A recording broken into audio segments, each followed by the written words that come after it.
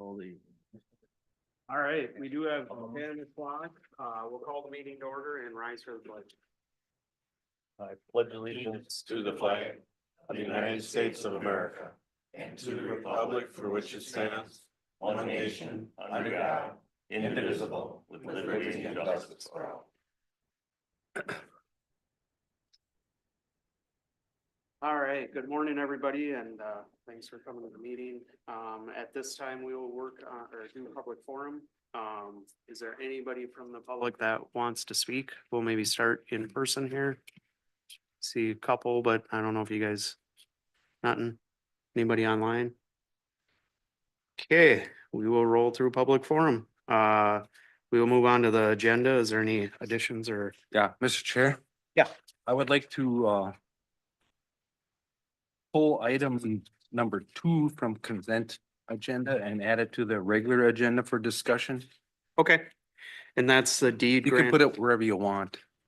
Yeah, let's do it right after, well, yeah. Oh, Mr. Oh. Chair, members of the board, we do have some additions, and so we can maybe add Commissioner Ludwig's item as part of the agenda additions that I'll review if I can do that now. Yep.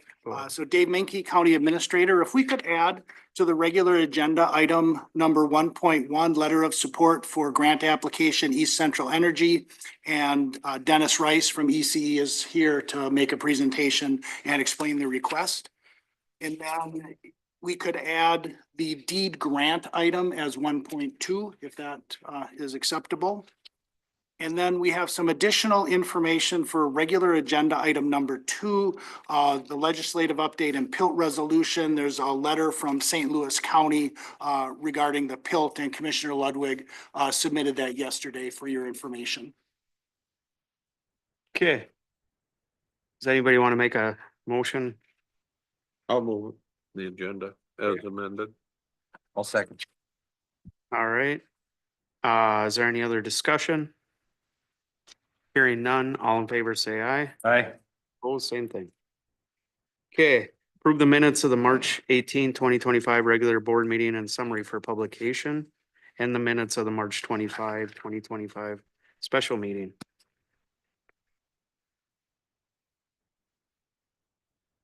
I'll move. Second. Okay, any discussion?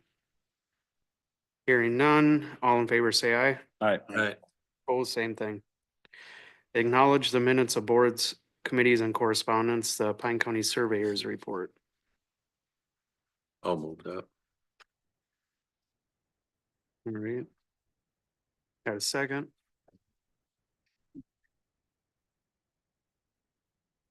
You need a second? Yep. I'll second. All right, sounds good. Any discussion?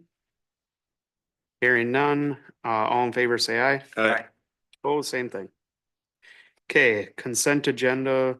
Someone wants to make a motion for the consent agenda with that modification. We already pulled that off, so, I will move as that was amended. okay.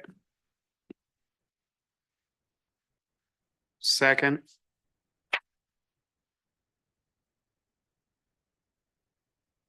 I'll second it. okay. Any other discussion on the consent agenda? Hearing none, all in favor, say aye. Aye. Opposed, same thing. Okay, regular agenda.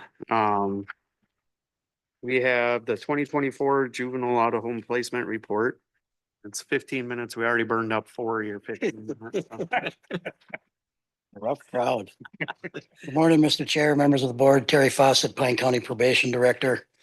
Annual report. I'll try to just explain a little bit, maybe as we go through this, kind of bring Commissioner Nelson up to the whys.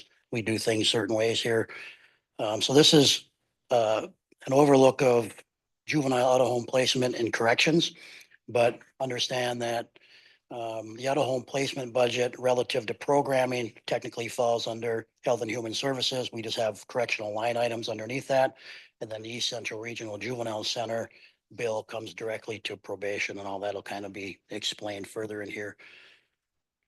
Ryan said 3 seconds every time I switch. So this one, just a little introduction. In the upper left, it talks about the whys that we make certain decisions relative to placing kids out of home. And so public safety, best interest of the child, least restrictive.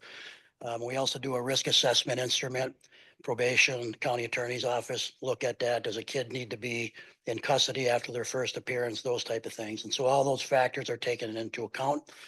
To the right, upper right, placement reduction strategies, all these different community-based strategies are in place. And so different things we use to try to keep a kid out of detention or placement if possible. The last two, I'd like to just briefly mention. We have a partnership with Juvenile Detentions Alternatives Initiative, which is really a way to look at best practices of keeping kids out of detention when possible and make sure that we don't have a disparate number of African American or American Indian children in placement. They've notified us that they may be giving us $100,000 for some programming. I have another meeting with them this week, so that's exciting. And then Mr. Frederickson's written a grant, a restorative practices grant in collaboration with probation and some community partners. The legislature 2 years ago appropriated $8 million for restorative practices. And a bunch of people have applied. That money's now just being rolled out. We should find out in the next 2 weeks.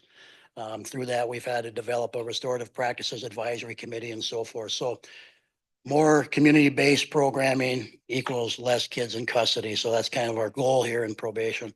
Lower left. So if you add the money, the line items through the way they're coded with Becky's budget and then the probation budget in the East Central Regional Juvenile Center, we budgeted $361,000 last year and we spent 223. So we are under budget with our kids at the juvenile center, which doesn't happen all the time. So that was good this year. So under budget by $138,000.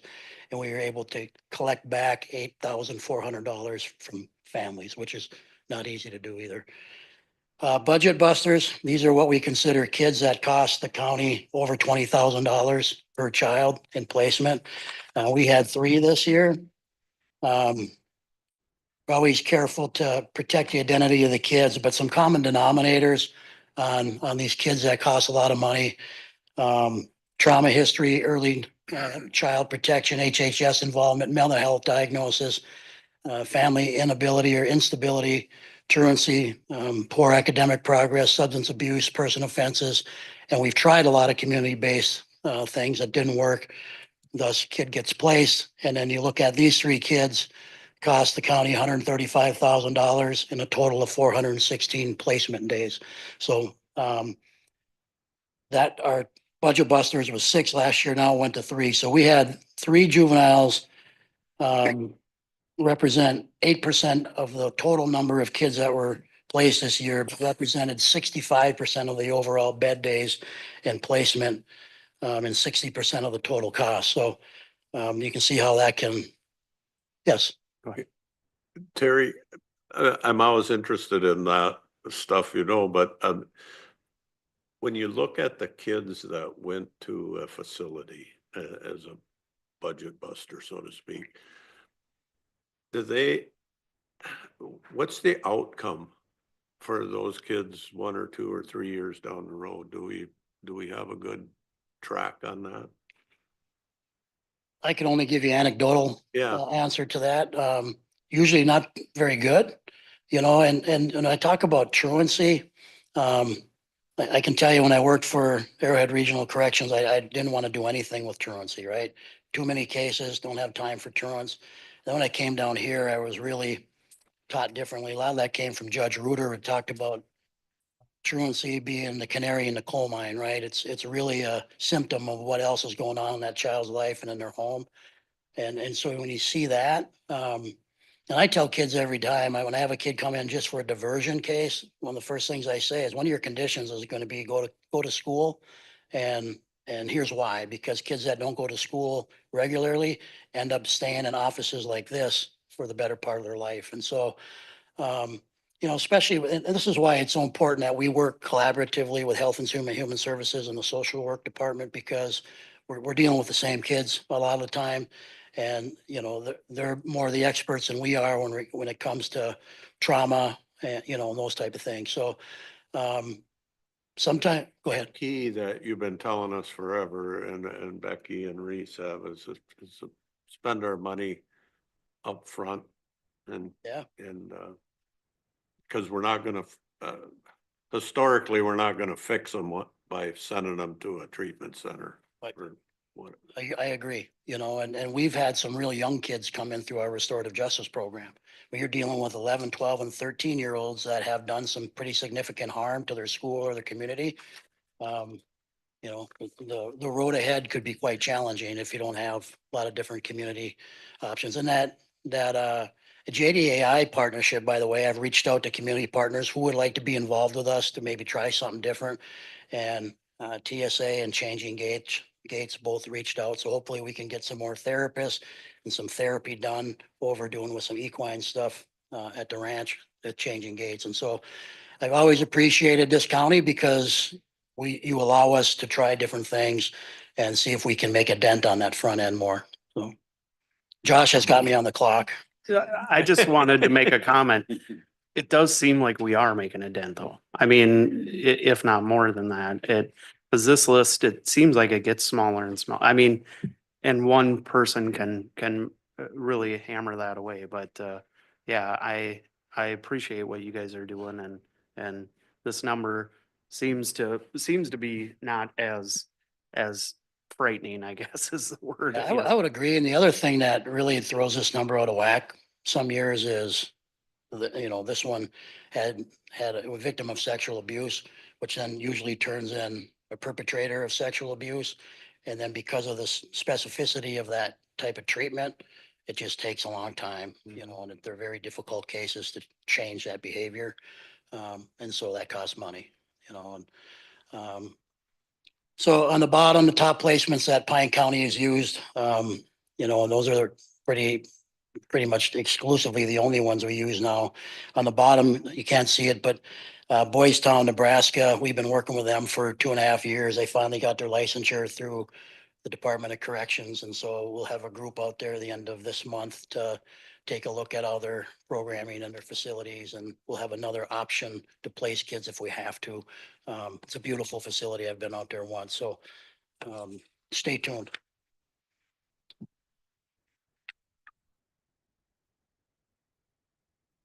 So this talks about the average length of days of placement for kids this last year in probation was 18 days. So we had 36 kids placed this last year. Or excuse me, the number of juveniles was 36. The number of placements was 60, but the average length of placement was only 18 days. This was the lowest it's been in years. It's a good indicator of greater use of short-term interventions versus long-term placements. No serious person offenses this last year, so that helps keep our detention numbers down. When you have a serious crime, those kids usually remain in detention when they do that risk assessment instrument.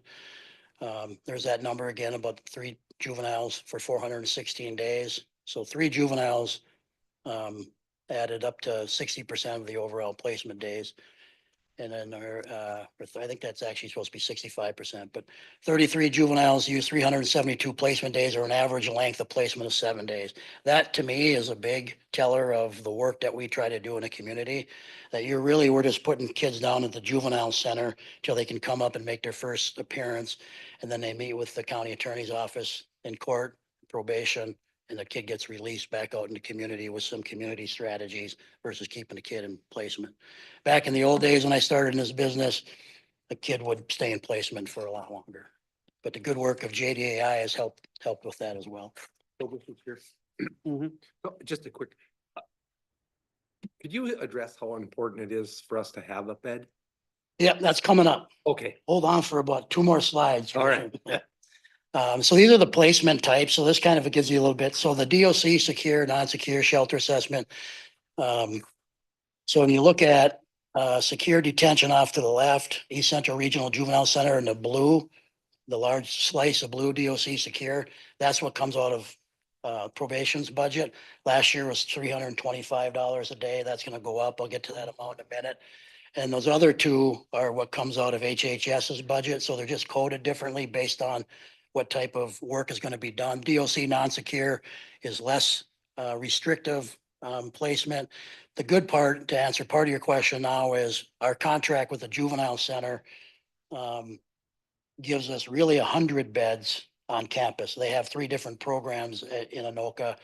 If we didn't have that, we'd be in a world of hurt. The sheriff's department probably wouldn't be happy because they'd be transporting kids all over the state.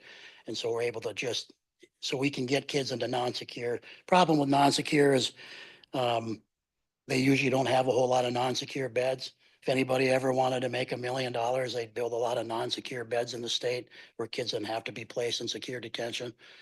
And so non-secure also adds safe and supportive environment, focusing on rehabilitation and reducing recidivism and more education and counseling. So, and then very rarely we use that shelter or assessment, but occasionally.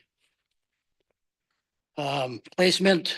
So again, this last year, we went from $442,000 a year ago down to 223. So the way the contract used to be, if you were underutilized your beds, you pay like a balloon payment at the end of the year, which Kelly never liked. And then we redid our JPA a year or so ago. And so now we pay a daily rate, whatever it is. So this year, I think $365. And so you pay that times 365 days, comes out to a number. And then if you're under, let's say you're under by 10 beds, then you pay 10 beds worth to stay in your contract. So if we, like I said, if we didn't have the 1 bed in Pine, it would be difficult. Now, this next slide, we'll get into more what Commissioner Ludwig is asking. So the benefits of, so we've had a membership, the Joint Powers, since 1997. The benefits are listed there. Number 6, limited resources outside of RJC. There used to be 5, 6 counties, and now there's 19 different counties that are in that JPA because there's no place else to place them. That's a big problem in this state. And then if you get a real serious crime, if something happens in Hennepin, for example, well, the kid's going to get placed there, whether you have a bed or not. They're just going to get in there and somebody else is going to get knocked out because of the severity of the crime. So 375 days will be now for members for this year. And if you're a non-member, you pay $455 a day. So that number goes up quite a bit. Last year, we used 340 days, so we were underutilized by 26 days. So you write a check for 26 days and send it off to them. So again, if you didn't have that contract, that would be worse, much worse.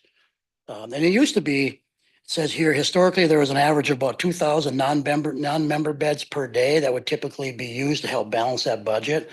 And this last year, there was only 71 non-member days. So more members are now using the facility, especially when you have 19 member counties in there, that other counties that don't have contracts are having a hard time finding people or finding a place to place kids. So bed days, again, 340 days, East Central Regional Juvenile Center. It was one of the lowest over the years, well below an average of 480 days, which we've had. 68% utilized by a small group of the high-risk kids that we talked about.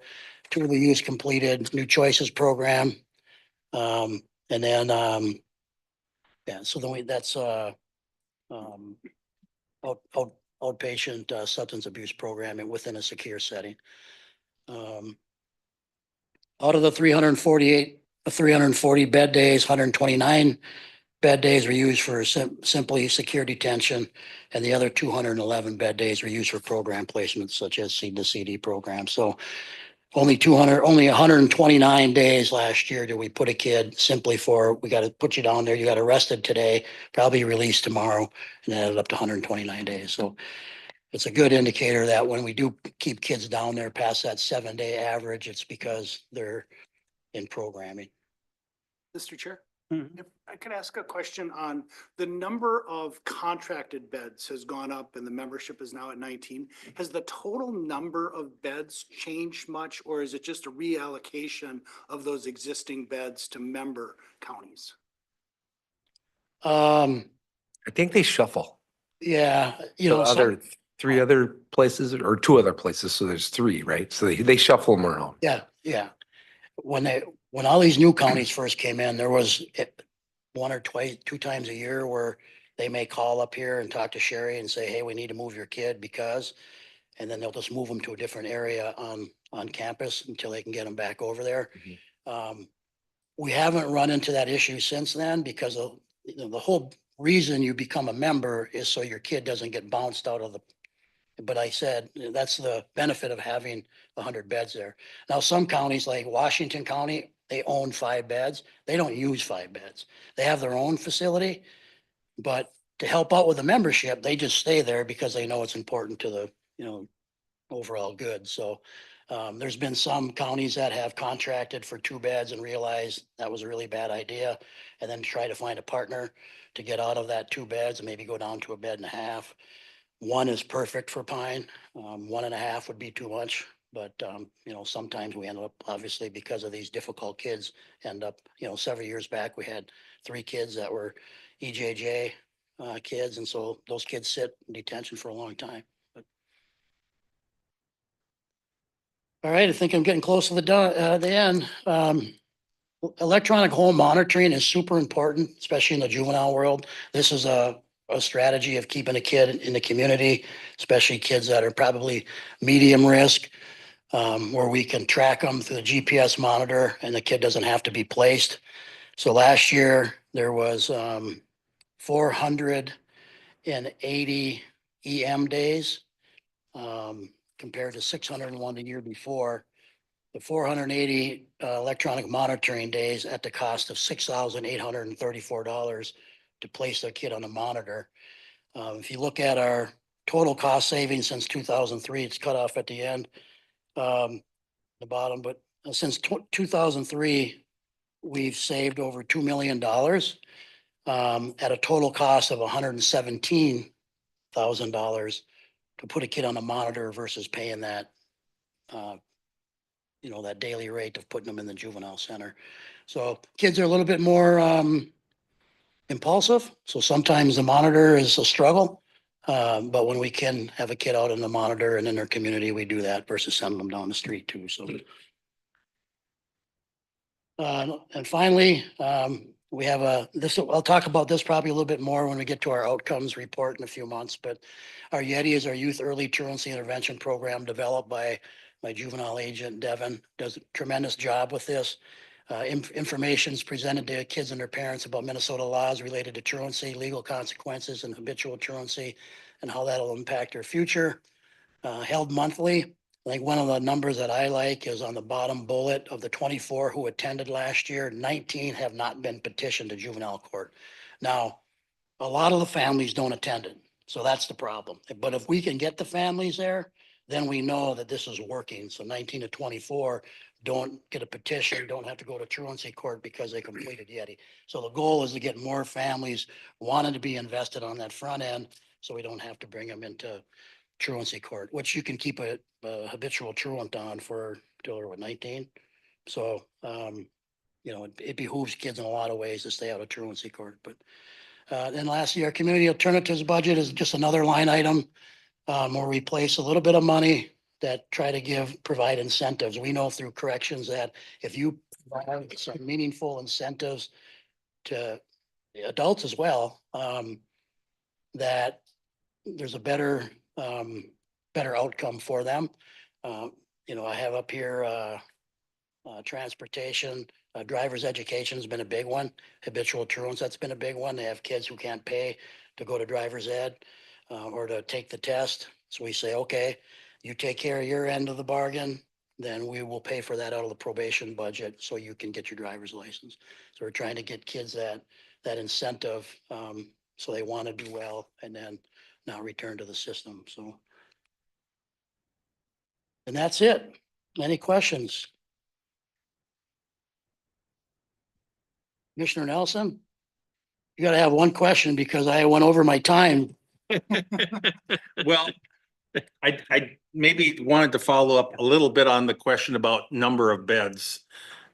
Has that statewide increased at all, or is that constant? You know, the number of available, you know, build out as far as structure, yeah. It's been a constant problem and probably in a crisis in the last 5 years or so. And there's not a lot of great answers on how to address that. I was on a committee, a governor appointed committee last year that looked at some of these issues, and that was a big one. And then that we've done nothing. I mean, there's been no work after that committee to address those issues. So I don't know what'll happen, but Yeah, how many facilities have closed in the last 5, 10 years? replacement facilities, Yeah. a ton of them. I mean, Yeah, Woodland that's what's Hills happening. used to be, we used to have Woodland Hills up in Duluth. It was around over 100 years. And then they tried to build a psychiatric facility in East Bethel and they over budgeted it. And because of that, they didn't have staff qualified to work there with the most challenging kids there are. They were getting assaulted. So the combination, they closed that. Well, then that ended up bankrupting a 100-year program up in Duluth. And then we've had Thistledew Camp, which was a Department of Corrections program. The kids would chop wood, but they did more than that. There was programming built around the chopping of the wood in the middle of nowhere up in Togo. And those two programs themselves, by going away, hurt the system big time. That's why we reached out to Boys Town to say, listen, we need help here. You know, if a kid has to go to Boys Town will put them on a plane. If the parent goes visits, they put them on a plane. They have their own psychiatric facility. Boys Town is not only a facility, but it's a town with their own police department, their own fire department, their own athletic teams. Because there just aren't enough places, good places, you know, because there have been other places that have also ended up in the newspaper because of staff that weren't so good and so forth. And so we're very careful about, we have a really good partnership with Village Ranch, Oto Cocato. And then the juvenile center is obviously what we contract to. So we want to send kids to our own place if the programming fits, you know, then if you're a sex offender, then there's specialized programming for that. But the detention piece of it is a big problem, you know. Department of Corrections has the juvenile prison, if you will, but they won't get into the detention game at all.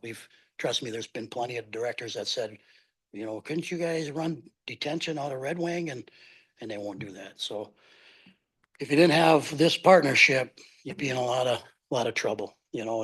And there are sheriff's departments around the state that are taking kids, you know, from, you know, heck, Itasca County just got in with Bemidji because Itasca didn't have a place anymore. And so Itasca had to find out something. And now they just recently got in Bemidji. So that's still a haul, but it'd been worse if they wouldn't have got in with Beltrami County. So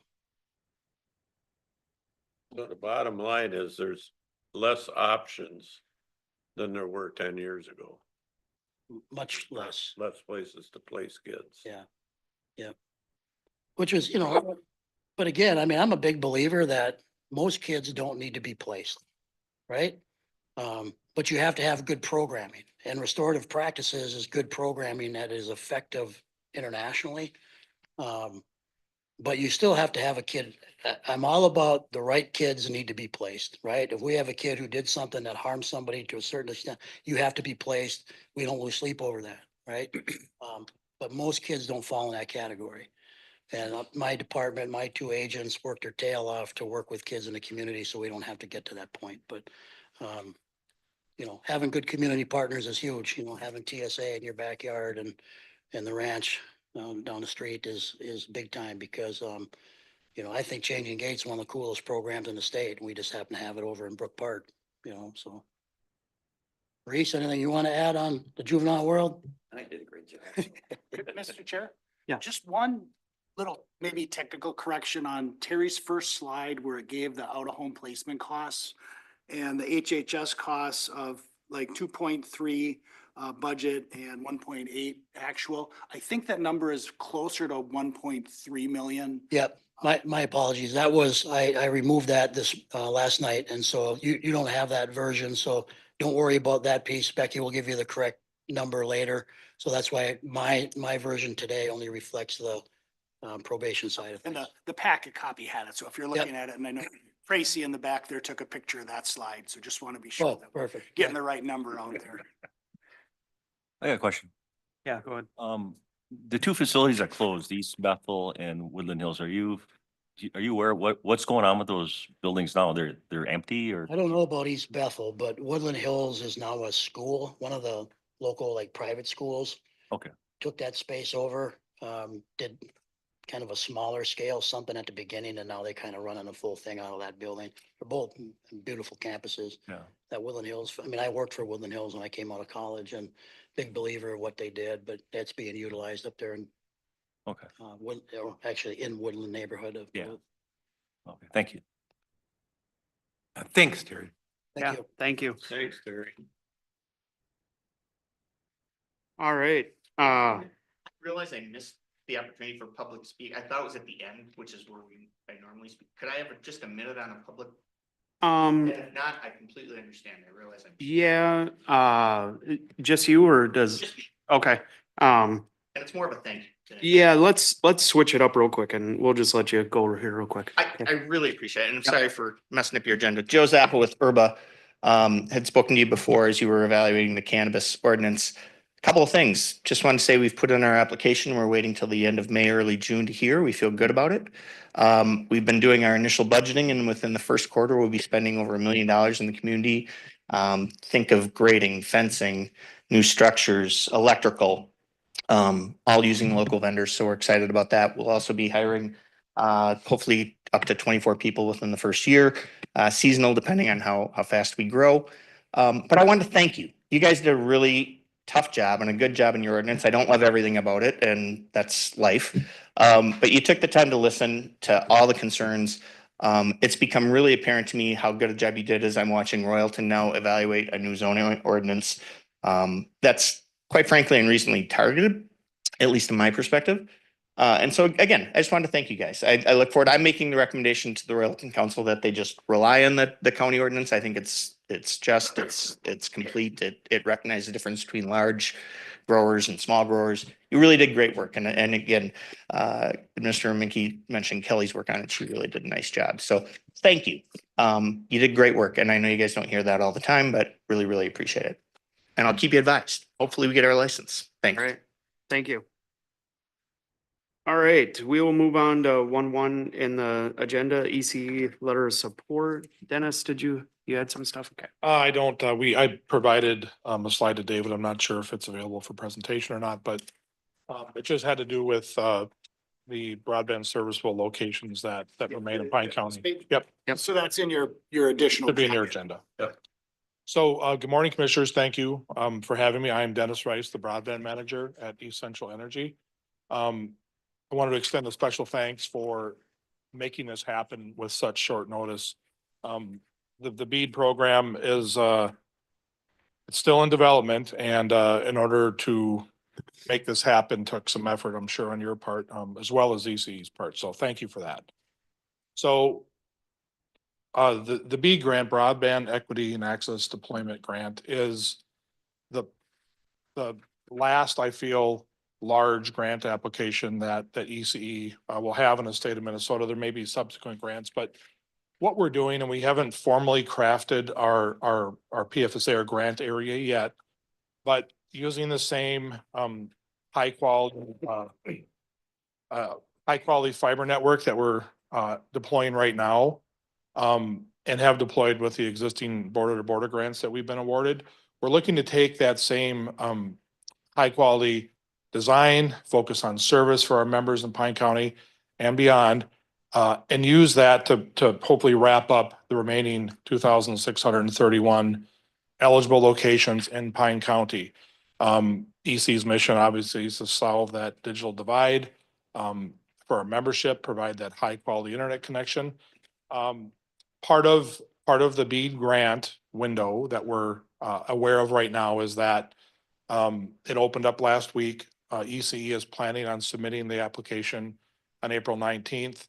I believe it closes on the 21st, but we give ourselves a few days for, if we have some last minute corrections. So I can answer some questions at the end of my agenda rundown, but the basic reason that I'm here is ECE is asking for a letter of support with any financial contribution the county is willing to make towards our BEAD application.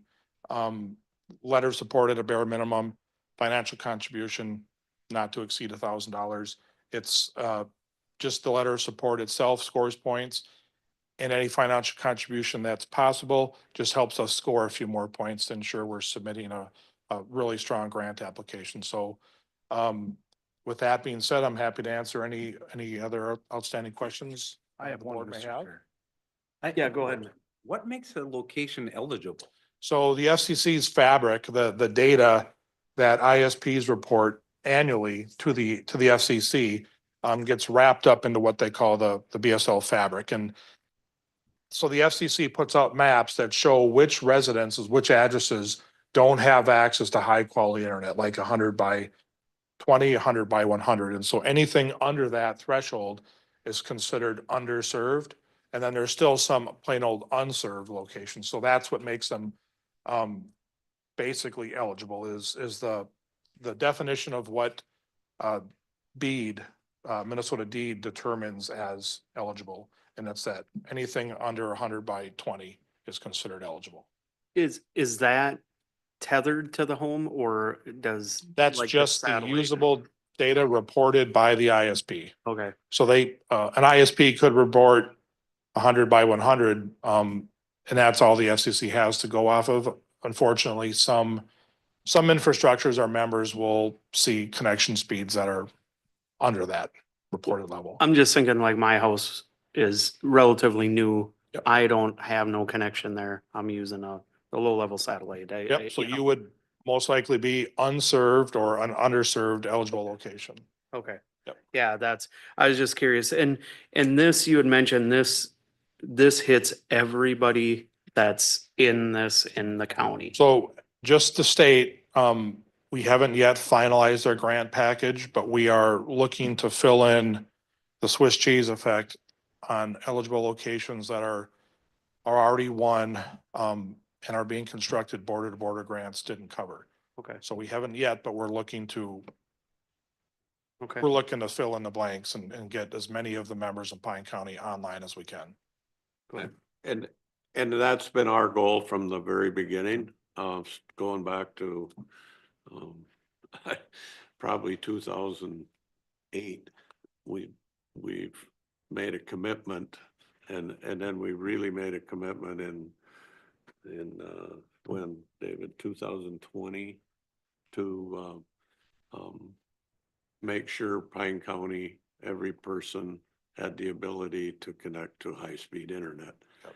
And it's, I think, easier to forget the people that don't have a connection once you get a critical mass of people that are connected. But we made a commitment to everybody that this is where the county wanted to be. And we're gonna try our darndest to get everybody connected. We'll be right there And so alongside we you. hopefully. appreciate what you folks are doing and have done. Thank you. I think, you know, not to go back 5 years or 2020 when COVID hit, it was a huge eye opener that people even thought they were served decent. They weren't. I mean, Yeah. I had 3 kids in school and we were trying to figure out how to get them connected and do their schoolwork. And I mean, it was ridiculous. It really was. And I've never really lived too far from a freeway or a tar road or anything like that. And I'd bring them to work with me so they could try to do something. And then, you know, but I really think, like you said, we kind of looked a lot there and we're like, yeah, something's got to give here and something's got to get done. And I really appreciate you guys stepping in and doing a lot. So So on behalf of EC, thank you. I Yep. appreciate that. I think I'm an example of, you know, I'm a senior citizen and I plod along with technology and I think I know something about it, but I struggle some days. But yesterday I met with a doctor from Chicago, and I never left my living room. I needed some tax information. My tax accountant is in Hinckley. People I needed tax information from was CHS, wherever they're located, but I got a hold of them and we emailed back and forth and I never left my kitchen counter. And I think that's what people expect that they can do. That's what our mission is. We're Yeah. gonna provide that. I could talk forever about the technical details, but I'll just say It is a true fiber to the home connection. There are no legacy antiquated infrastructure anywhere in our build. It is all brand new, state of the art, gold standard internet connectivity. So we're looking to expand it to the rest of the members here in Pine County and beyond. Sounds good. Yeah, go ahead. First off, I appreciate what all you guys are doing, you know, and this build out in your area. And I think as we're seeing, you know, we've been waiting for the day when some of our very rural areas of Pine County, you know, are going to be connected as well. And that's part of your mission because ECE Electric is in those rural areas. So I very much appreciate that. Although I think what we're going to see happening is as these rural areas get built out, we're gonna see initially some of our maybe denser populations, some of our in-town things, which are not necessarily ECE, you know, maybe it's Minnesota Power, you know, it's not your service area at all. But because they were initially there, they have older systems, they maybe don't have fiber. And so I think we're gonna see them falling behind in a way. And so we need to be thinking about that as well. You know, it's just small pockets, but it's maybe be something that we're gonna have to be, you know, cognizant of here in the future. Yeah, I agree, Roger. We Yeah. gotta keep our foot on the gas. Mr. Chair, members of the board, just for full information, we did receive yesterday one more request for a letter of support from a company called MediaCom. I'm not familiar with them. Leslie has a video meeting scheduled with them tomorrow. They don't serve anywhere in Pine County that we're aware of. If we learn more and if it seems like we maybe would, you know, want to offer a letter of support, we could bring that back to the next meeting. I don't think they asked for money in their initial request. So just wanted to make you aware of that, that we'll have that meeting tomorrow and see where it goes. all right. So we're looking for a motion to do this grant or for letter support for ECE. And I mean, I'm actually, I'll make the motion. I want to make a motion to do the letter of support and $1,000 financial contribution. And just to go a little into it, we put very little.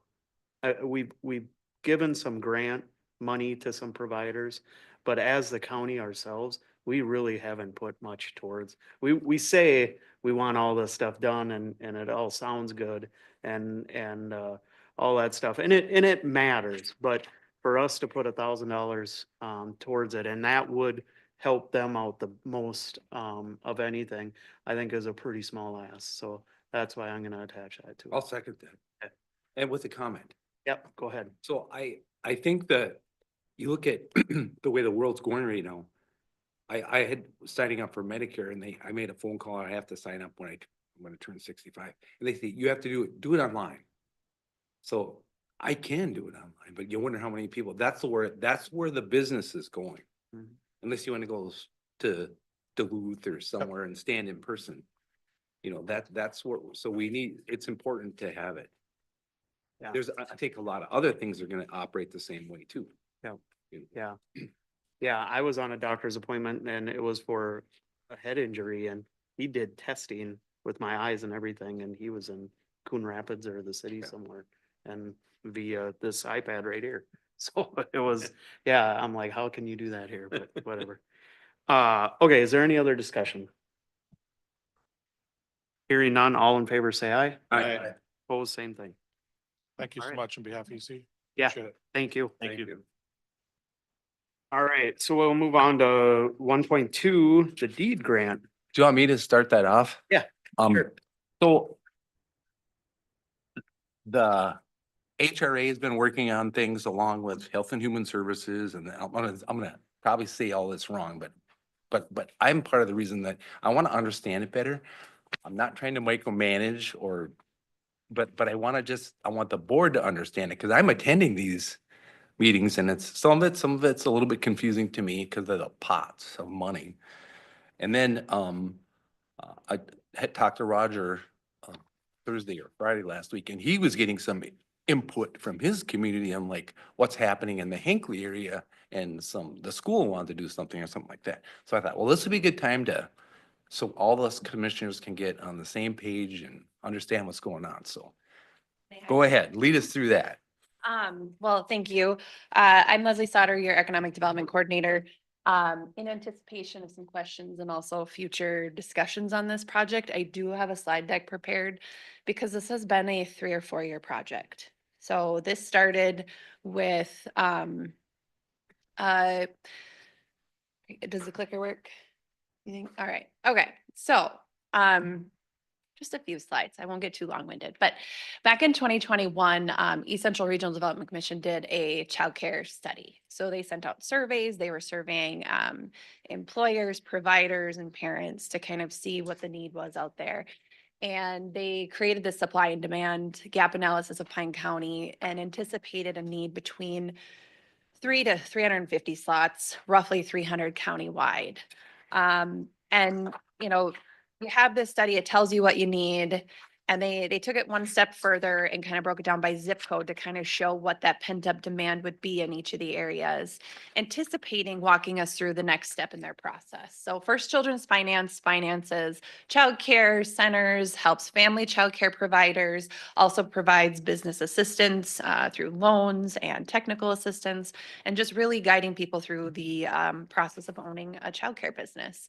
So here they did this analysis and broke it down by zip code. And you can kind of see with that 300 slot demand, a large portion of it sat in Hinckley. There also was a significant portion in Sandstone, but in 2021, the city of Sandstone was working on establishing a child care center in the old county building that they acquired. And so Quarry Kids did start up in the next year or so following.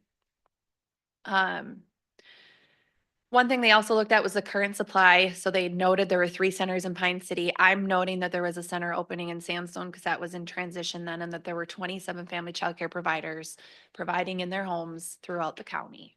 One thing they noted is that there was a high risk for turnover because of the length of service. So people who've been in business longer are looking to get out. They're getting tired. That's getting the licensing requirements are changing. And then people that have been in business for less than 5 years sometimes just say that was a lot, I'm done, and bow out of the business.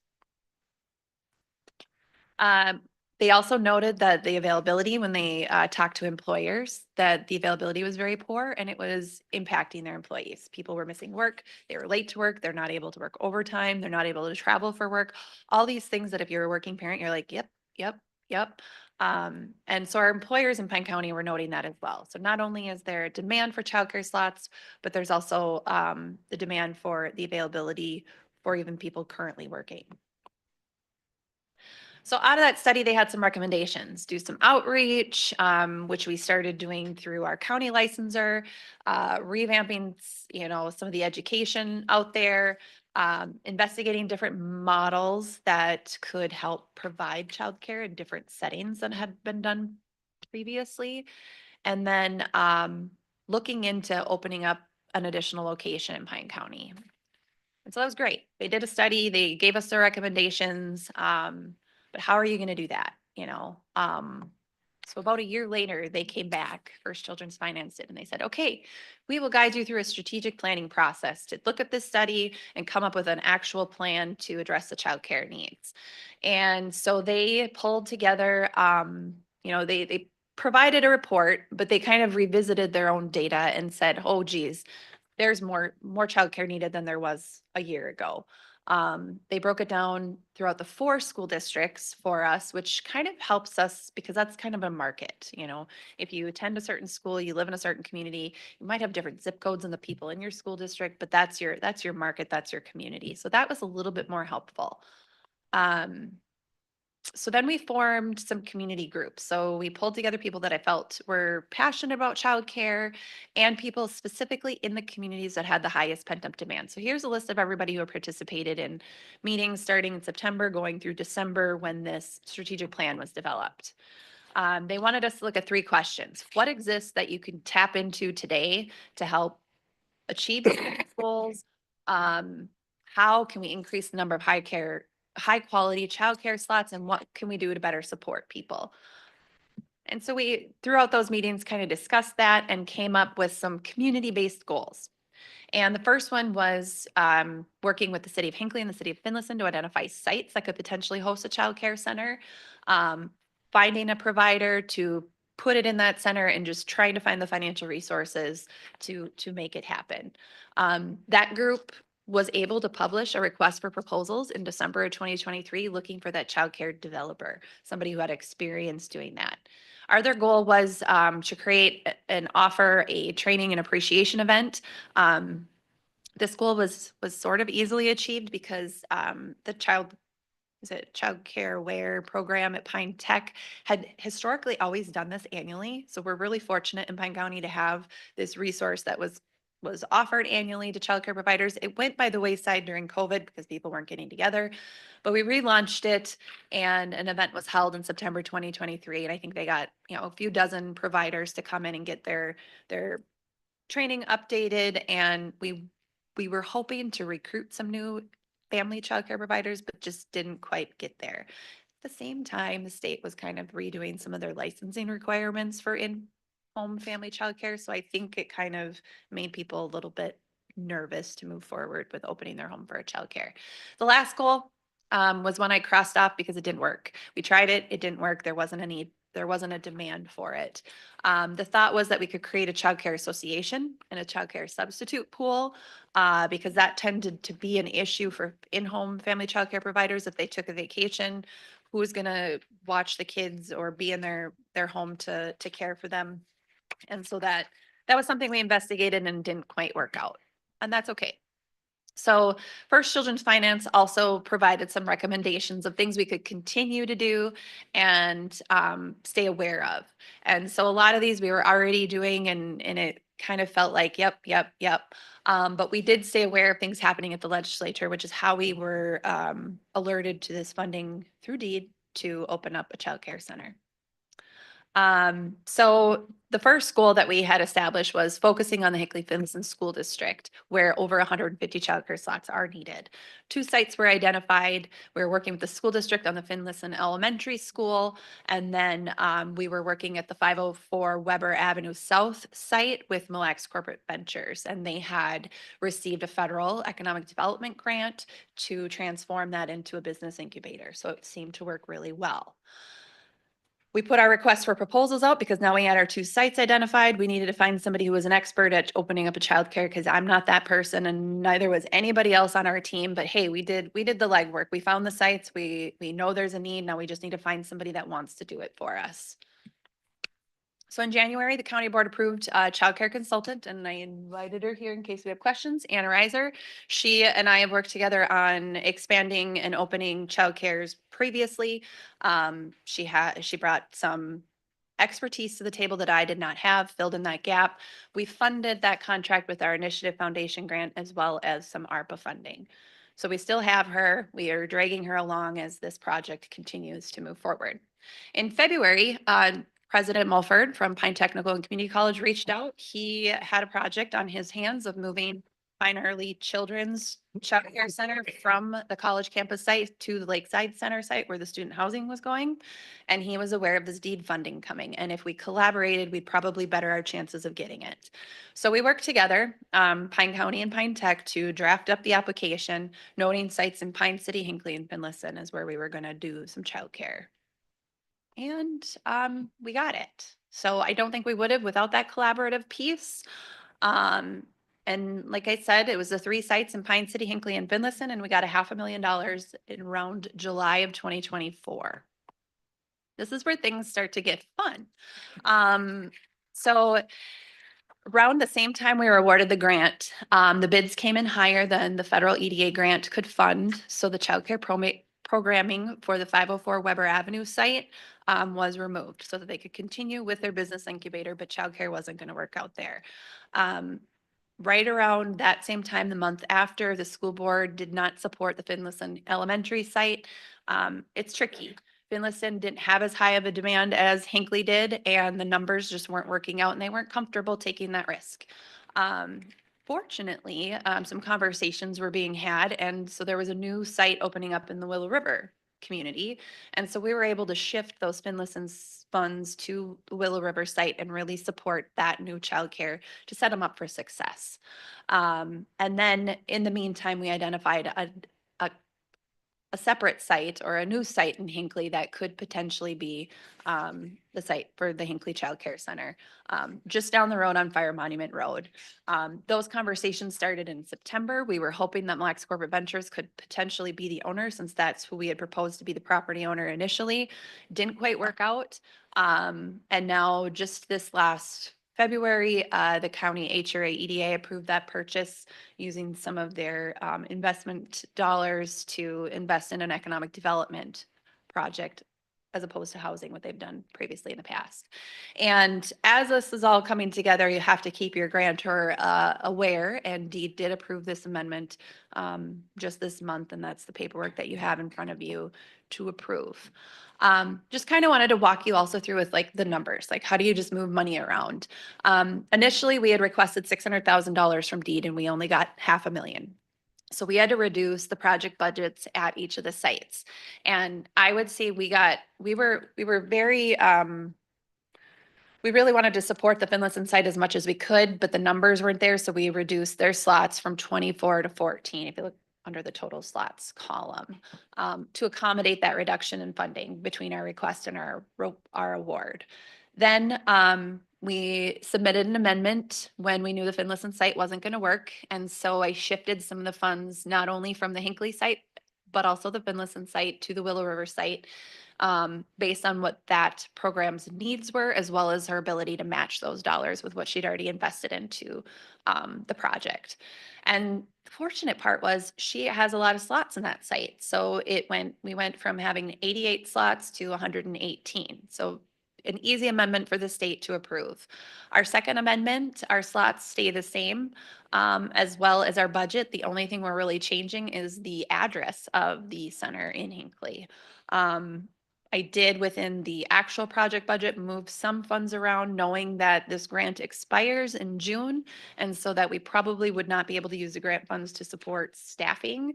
But we would put that money into equipment and supplies and contractual services to make sure that the center is as ready for opening as it can be for the new provider coming in. And that is, yeah, I just kind of gave that explanation of kind of how we worked it out. So that is the quick and dirty of our childcare project. Started in 2021, it is now 2025. Our hope is, like that previous slide said, is to bring, with this grant, 118 new slots to Pine County. Not quite meeting that 300 threshold, so that, there's room for more in-home family childcare providers. There's room for more centers, even in Hinckley. So this is just kind of just starting to get the tip of the iceberg. First of all, I'd just like to say thank you. Thank you, Leslie. This is exactly, I think, what we had in mind when we hired Leslie, is this kind of stuff. To have somebody at the county to be able to push this stuff forward. We weren't doing this a few years ago, and we didn't have the capability of doing it. So I just really appreciate your office, what you've been doing. So, does anybody have any questions for Leslie? Oh, I do. What's the resolution number? I'd have to It's- sit back. It's in the consent agenda number 2. I can't see them. I don't have the consent, huh?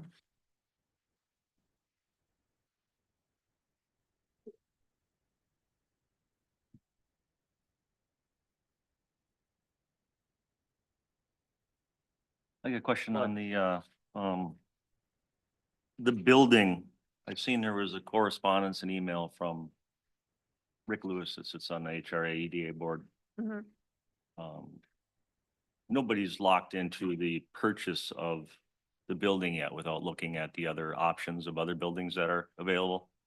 We did look into other options, and we are in a purchase agreement with the due diligence factor in there Okay. as well. So we are looking into it.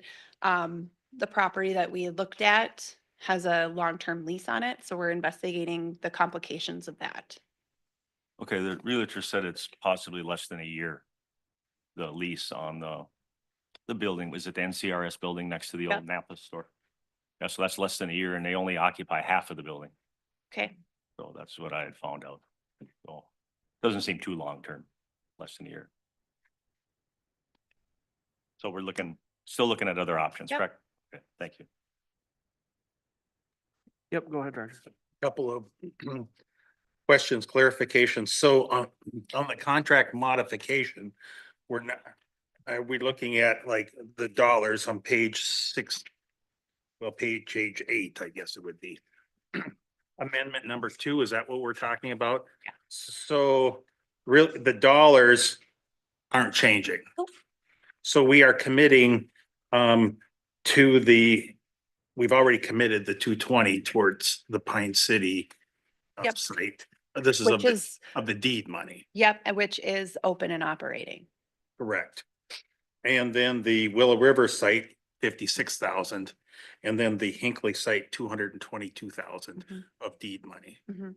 Okay, plus our EDA match. Yep, that's for the purchase of the property. Yep. So we would be, the EDA would own the building then? What about in the Willow River? Who's the owner of that? I believe the school district. Okay, got it. Okay, that helps me give some clarification. I will say that on the whole area of you know, the need that we have, it's huge. There's no doubt about that. And sometimes parties are a little bit late to the table, recognizing the need, or having, you know, or expecting maybe somebody else to step up and do that. I know Hinckley, Finlayson School District looked at the Finlayson site. And it's because they had some space.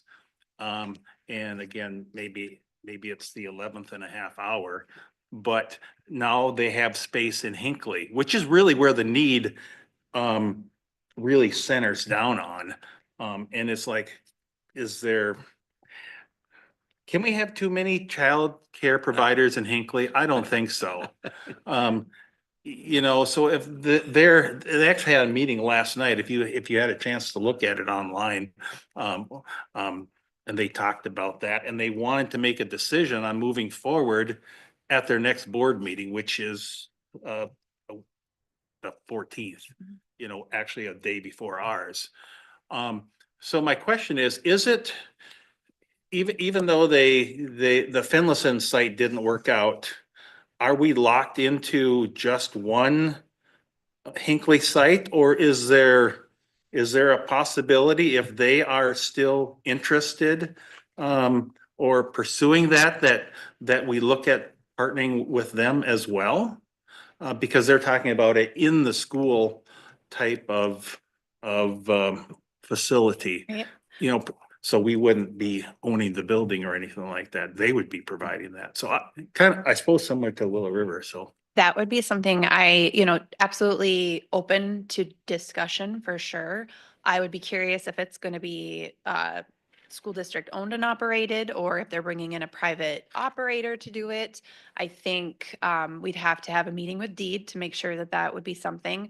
And I would be curious, to know what age ranges that they're serving, what their financial needs are, because this grant does expire by the end of June. And Correct. so if it's not the same amount of slots, if it's less, that would be concerning. I mean, there's so many factors that would have to be weighed. So I would definitely, we did have a couple school board members on our planning committee, so I would definitely open the invitation to have a discussion and see what they're thinking, what they've planned out so far. If we pass this amendment today, would there be any opportunity for that to be amended again? If that, Yes. I mean, I know our time is ticking, but maybe in the next 2 weeks or three, Right. because at some point we have to say, no, Yeah. enough is enough. Yeah, Yeah.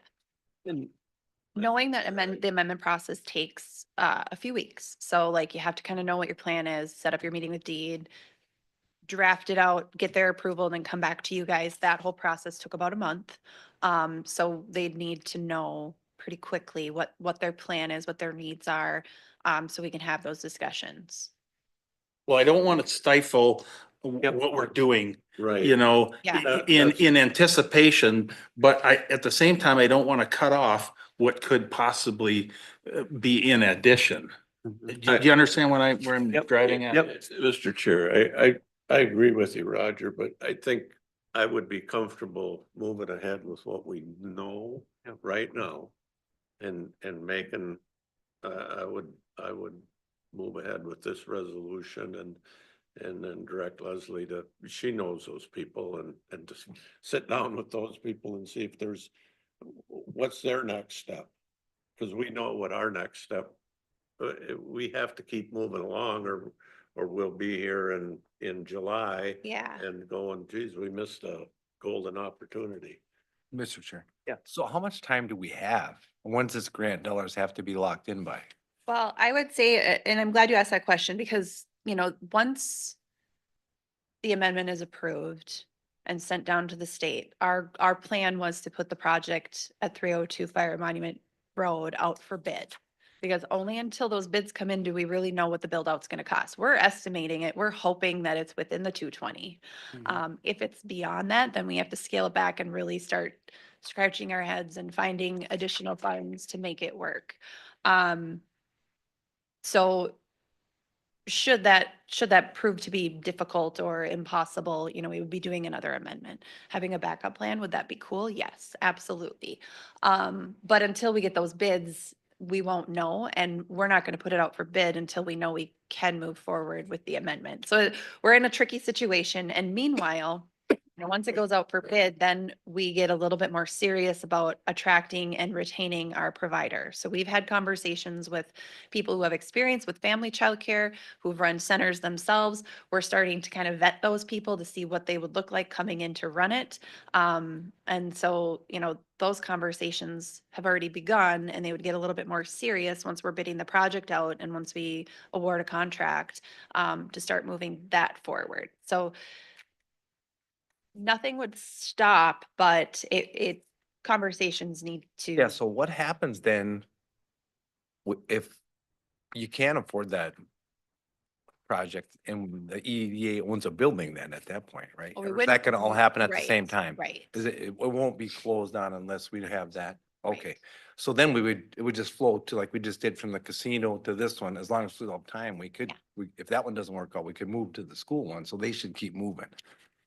And I think that's kind of where we're at is move forward with this, roll with this. If we have to amend it, we'll amend it as we go. But at least we're rolling, we're going forward. We can push forward. And I like that idea. And I like all the concerns and questions about it. And here's the next thing. This grant's done in June. So all of a sudden the school district comes in with a great product. Maybe we can get another one. I don't know. But to see this started 3 years ago, hot and heavy, really working to this point, and we're really running out of time. We don't have a lot of time to run. So I think, does that kind of satisfy Roger? Well, it does, as long as we're serious about the possibility Yeah. of an amendment number 3. Mhm. Yeah, I don't know that they were looking for at least the conversations that I had, the 222,000, they were not looking anywhere near that. Mhm. I mean, we're talking, I don't know, 30 to 50,000 at somewhere's in that range, Mhm. and some of those questions that you asked, they were actually discussing some of those very specific questions. So I was glad to hear that. I would support it as long as we are honestly pursuing the possibility of an amendment number 3 as well. Mhm. I had anticipated another amendment anyways, so. Okay, well, there we go. I will move this amendment and I'm looking for the number and I can't find it. I don't It's a think long- there's There a is no- number, it's just Yeah, amendment it's a number long 2. one. That's what I was looking for too. There is no dollar change. It's just, Okay. I would move the amendment as Leslie described. Okay. Colin moves it. We got a second? I'll second. Okay. Any other discussion? Mr. Chair? Yes. Commissioner Waldham had emailed a question from the attachment A. I don't know, Leslie, did you have a chance to do on that Ojibwe cultural element? That was in the original grant application. So that, yeah, that was just an idea included in the grant application. Curriculum for this site has not been purchased, and that would be determined based on who the provider is and what they want to incorporate into their childcare center. Thank you. That helpful? Okay, any other discussion? Maybe if there's a, if we will be anticipating a amendment number 3, we can maybe look at that, some of that language that would be more relevant to the current situation. Okay. Yeah. All right, any other discussion? The building still could be, it sounds like there's gonna be a showing maybe even tomorrow to look at that other building, or did I Which hear that building? wrong? The building The out, dental office one or which or one? the other building out on, okay, all right, The time has been set yet. Great. okay, yeah, just so we, due diligence, right? That's the, okay, thank you. No, I'm sure. All right. Any other discussion? Okay, hearing none, all in favor say aye. Aye. Opposed, same thing. Okay, Thank you, Leslie. yeah, thanks a lot. Thanks both of you guys. Now we're doing the railroad. We will. Oh, yeah, I got it right here. Okay, I moved too far ahead. Okay, legislative update and PILT resolution. Mr. Yeah. Chair, members of the board, Commissioner Ludwig has been most involved in this with the Arrowhead Counties Association. But there is, in the most recent governor's budget proposal, significant cuts to payment in lieu of taxes. And so in your packet is a proposed resolution that you could consider that would be supportive of maintaining PILT payments. And then there was also handed out today a letter from St. Louis County also regarding PILT. So I would defer to Commissioner Ludwig for more information on what he has been discussing with his colleagues. Yeah, I can say it. Arrowhead County Association was asking us to send, because we're a member up there. And of course, their counties up there, St. Louis have a lot more. Yeah. But Pine County gets $901,000 for a pill. It's almost $1 million. No matter, so that's a big number for us. Mhm. And they're just looking at some of these other numbers. I don't know if there's a direct correlation percentage wise, but the one county, Lake County gets about $1 million. Well, yeah, they lose about $500,000. So we could be on substantial loss. So essentially, this is just to support St. Louis counties or the Arrowhead counties to Right. It's just a resolution of, okay. And Mr. Chair? Yeah. So in talking with John Ongaro, who is the staff support for Arrowhead counties, he had thought that Pine County would have about a $300,000 loss in the governor's proposal. And that's just pilled. Right, just on the pill piece. All right. So someone want to make a motion? I will make a motion to I moved resolution 2025-15. Okay. We got a second. Second. All right, any discussion on this? Roger. Any other discussion on this? Hearing none, all in favor say aye. Aye. Opposed, same thing. Okay, now we will recess the regular board meeting and convene the rail authority meeting. Pine County Regional Railroad Authority meeting, Sioux Line Crossing permits. Greg, were you gonna present this or was this? Okay. Yeah. Sounds good. We didn't want you to sit here the whole time and not be able to talk, so.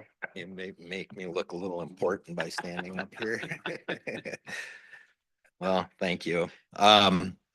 Yeah, so originally Kelly was gonna make this presentation and wasn't able to make it today, so typically she has pretty good screenshots and stuff. I don't know if she supplied anything today, probably not, but we can do without it.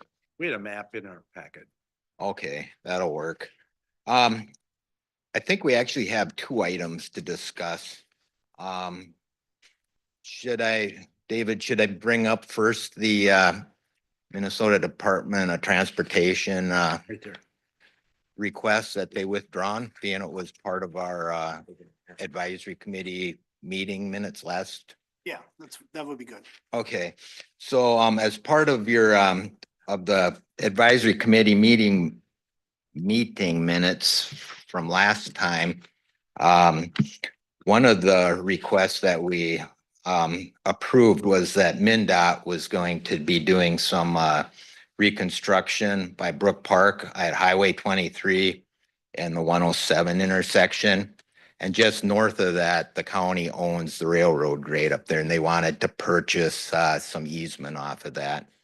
Interesting enough, the ditching on the highway already is within the county's ownership, but they were looking at purchasing some easement there and then doing reconstruction. However, they have reassessed their priorities, probably because of the governor's budget, I'm just guessing. But they want to focus their attention on the I-535 Blonick Bridge project. And that's in cooperation with Wisconsin as well. That's supposed to start in 2027, and I think it's earmarked for somewhere around $2 billion. So they were withdrawing their request. Possibly in the future, they may come back and look at this project, but for right now, it's been withdrawn. Any questions on that at all? No. Okay, so then moving forward, and this was, I think it was in February that that the board may have reviewed this request here. And we discussed it at our March 5th meeting. And we can dive back to when Pine County did not even own the railroad grade, the Sioux Line grade. And it runs from Denham, west of Denham at the county line, and runs all the way up through Birch Creek Township into Sturgeon Lake Township, and then exits into Carlton County. So it pretty much goes straight across both of those townships. And before we even owned that, of course, there was landowners that have property on both sides of the grade, and they had railroad crossings to get to the other side of their property with the railroad at the time. So when we purchased the grade along with other counties, these crossings still existed, and we created an ordinance at the time, which allowed certain activities on the grade. And one of the activities that we did allow with a permit was these crossing permits. And to date, there's probably, I think I got 14 of them identified here that are active. And many of these are from before too, so they're grandfathered in, these permits. And originally we had 10-year permits on these, which have since lapsed. And within our Sioux Line ordinance, which has been updated in 2018, it does identify these as needing permits, crossing permits. And I believe our request was to have a 10 or 20-year at first, at the last one, but through our discussion at the advisory committee, we thought we could have these as indefinite, so they would not need to be renewed. And then if for some reason we needed to revoke them, we would give them in 1 year period of notice. With an option to purchase an easement, I think. Okay, that's correct. Yes. That was the other, consideration was that some of these landowners may want an easement. We don't know that yet though, but when we issue these, we will, I'll let them know that there is a process if they were, if they'd be willing to purchase an easement on these railroad on crossings, that, that would be an option as well. So, within our ordinance, the Sioux Line updated ordinance, it does give the land commissioner the ability to issue permits within the use of our, within the spirit of our ordinance for 1 year. But of course, this is longer than 1 year, so it would need a railroad authority approval on that. And as identified in our ordinance. So with that, I believe the request is to allow your land commissioner, myself, to issue these 14 permits to these individuals. And then with that, I'll leave this up to Commissioner Moore and Ludwig if they have any other questions or follow through on it. I'm good.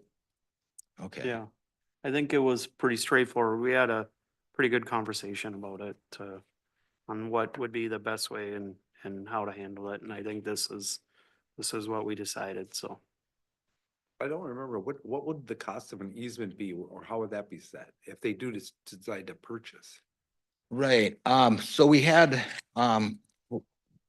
we just had an easement that we approved west of Denham, Severstrom, I think it was. And I believe that was around $1,000. It's pretty cheap for an easement. If it was a private situation, it would definitely be more. But we also require that there's a survey. And that particular location had been surveyed already. So I think it was might have been 500,000. Anyway, it was in that ballpark, and plus you had the expenses of having it surveyed, that location. So it can be a little bit expensive. The surveys typically are probably anywhere, a cheap one would be $3,000. Could be anywhere up to 10, I would imagine. Yeah, I'm just wondering, so when they come to get their permit or however that's gonna happen, there should be some language that says you can opt to buy an easement and if there's a reasonable price, they're done, right? How does that work?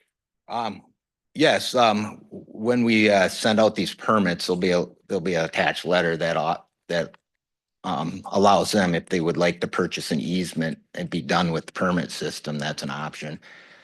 And then at that point, it would be a request returning to the Land Advisory Committee, where we would review it and then roll it through to the county board or the railroad authority for approval.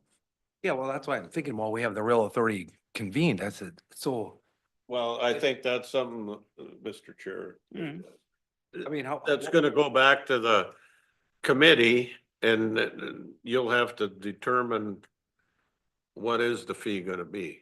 How much There you go. cost? Right. That's what I wanna know. Is How- the how rail much authority gonna cost? determine the fee, or is the committee gonna determine? I believe it's $500 was what the minimum is if it's a tax forfeit parcel. Of course, this is not tax forfeit, and I believe we went with 500 minimum with the, forgive me if I don't have his name right, but Severstrom, that easement that that the county board issued in February, it might have been. But then again, that we also require a survey, Yeah, so we know the exact location. thank you. All right, so we need to make a motion to approve these permits. I got a question. Okay, The survey could be handled in-house with our surveyor then, right? County wouldn't have to hire a. Our county surveyor, Robin, will Yeah. review the legal descriptions of the survey and quite often make the changes. Sometimes he's actually even written them, but the actual on the ground survey is required to be bought and paid for by an outside surveyor by the application. Okay, thank you. Yeah, so the landowner would have to have the survey I done understand. and then provide it to us. So there is more expense for the landowner to get an easement, but than the 500 or whatever the county charges. Correct. I will move that, so. Okay. Got a motion? I'll second it. Yeah, second, is there any other discussion? Yes. Yeah, go ahead. Sure. I think it's great. I think I like the indefinite aspect of that. The only thing that I would, and I don't think it needs to be part of this, but maybe a policy wise is that I'd like it reviewed every time that there is a title change. Yeah, that affects, so a landowner decides to sell, you know, and there's gonna be a title change. Well, then they want to develop that piece into, and so all of a sudden it changes what happens. And so it's a process in which we could catch that. So we're not providing you know, it suddenly turns into a road. You know what Oh, correct. What I'm getting at? Right, we want it to be maintained as just a crossing Yes, and not an ye- actual yes, roadway. And that may be a time to catch that. Yeah, and as part of the permit that they are obtaining, it's non-transferable. So in the event that they do sell the property, the permit does not transfer to the new owner. They have to But then reapply. that's taken care of. Yep. Thanks. Correct. If they purchase the easement, it would though, right? Yeah, and Yeah. no, yeah, and Dave just pointed out on this permit, it does say, yeah, it's non-transferable. And that's, I think, why the other one wanted the easement, because they're looking at maybe doing something with it, so they wanted to purchase it. So then if they go to sell it, then it's ready to do that. But this stays with the person, the current landowner. On the other individual who purchased the easement as well, I think that individual's looking long term that they probably are going to sell the property at some point. And without a easement, their parcel would be considered landlocked, where they might have some problems with a mortgage company or something. Yeah. So there is an avenue Yep. to remedy that. Yep. Okay, any other discussion? All right, hearing none, all in favor say aye. All right. Opposed, same thing. All right. Thank you, Greg. Yep, thank you very much. Thanks, Greg. Thanks, Rick. We will adjourn the rail meeting and reconvene in the regular board meeting. Commissioner updates, Highway 23 Coalition. You got it. I could speak to that. I had, both JJ and I are on that one, as well as NLX. And I had asked if I could attend those for this month. Something came up at the last minute, so I did not attend the 23 one, but I did attend the NLX, so I will. Okay. Mr. Chair? Yeah. If I could just add a note on the Highway 23 coalition, I did see Scott Johnson at the AMC conference I was at last week. He's a Benton County Commissioner and very active in the Highway 23 coalition. And he just wanted to be sure that we knew that if we wanted a conversation with him or other members, that they'd be happy to meet with us at any time to talk about the coalition and the coalition's work. Mr. Chair. Yeah. Maybe it would be a good idea to have him or somebody come to a cow meeting. Then we could have, it's been a while since we've had that. Okay. Data, really, what they got planned on this end of the 23. Sounds good. Arrowhead counties, I didn't make it. okay. Canceled Snake River, canceled Technology, NLX. It was a brief meeting. Getting a quorum was a challenge. It was made, but it was, yeah. So there was nothing new to report. HRA, EDA. Kind of talked a little bit about that, but. HRA, EDA. Yep. Would you make it? It was, well, we covered a big chunk of it, the building, the school, so I won't go over that again. But there was a letter, a correspondence sent to them to support, oh, better get my glasses on here. affordable housing in Hinckley, a Commonwealth Development Company, or whatever, so they're gonna do a 44-bed something. A building, and it's gonna be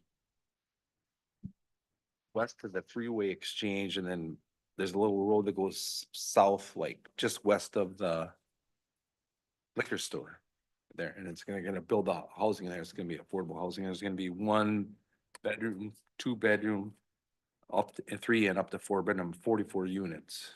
So they gonna do a letter of support on that.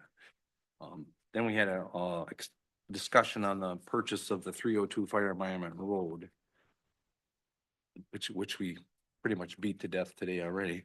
And then, the other correspondence was the street project that's happening at the North Court Apartments. The main street that goes east and west there, that's all tore up now for, water and sewer and stuff like that, but they still have access down the alley and then the, court on the other side, thanks Court Avenue on the other side. So that it's not harming anything as far as the movement from the buildings and everything. Otherwise, it was pretty much a normal meeting, no issues. Things flowing good. All right, perfect. Thank you. Looks like zoning board's canceled, Central Minnesota EMS. Is that you too, Matt? EMS, Matt? That didn't happen. Okay. It's gonna be May. It got moved to May. They're waiting until the state settles the dust down there. Sounds good. I got a Take- couple others. Oh, yeah, anything other, go ahead.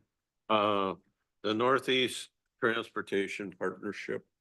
I had a meeting with the planning department and MinDOT because I think we're always concerned because we're in MinDOT District 1 and we're in the East Central Regional Development Service area. And the Northeast Regional Development Commission is the contracted planning arm of the Northeast Transportation Committee. So it's we're involved in a lot of that stuff where we got some of our service comes from the west and some from the north. And so, we had a good discussion about making sure we get our planners involved from East Central Regional Development Commission with their planners. So we don't get left out of some of that stuff. And, so I think we made progress. And then East Central Solid Waste, we met yesterday again, trying to hammer out, what we're really looking for in a executive director. And I think we'll have that ready to go at a regular meeting 2 weeks from yesterday. But we've had a director that's been there for 20+ years. And so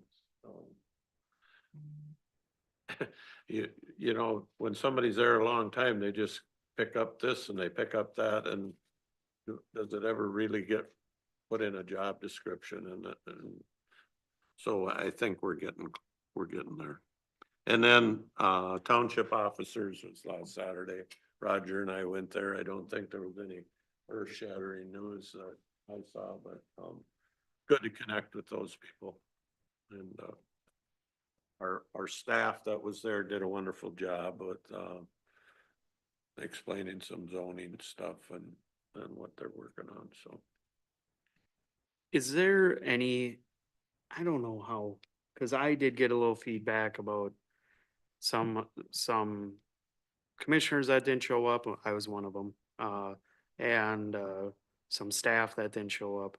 Is there any appetite to maybe have, because one of the staff, the person that asked me was, why doesn't such and such show up? Well, was there anything like I know when we have these kind of meetings, we have something on the agenda for them to present or talk about.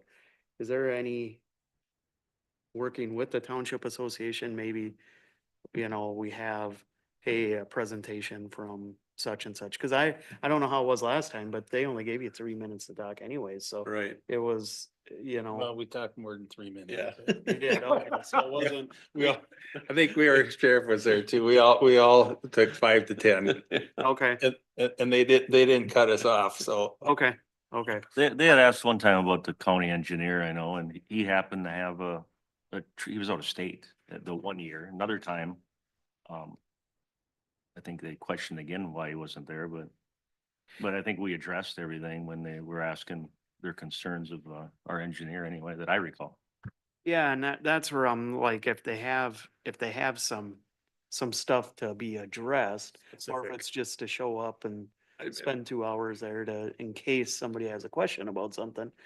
That's where what I don't like about that format is there's no real hard agenda. To just list names and talk about what you want to talk about. So, I don't know, and or maybe we try to rekindle the township meeting we used to have and, go that road. I don't know. No, we've talked about that for a while. Yeah. So try it or whatever, maybe I'll work with David a little bit and try to get something come before us or something, so. Okay, anything else, any others? Otherwise, take a peek at your upcoming meetings, there's a few of them. And, when is the land dedication? That's after 26. 26, okay, so we'll talk about that a little next time, huh? All right. Firearm good. safety training starting for kids tonight. Perfect.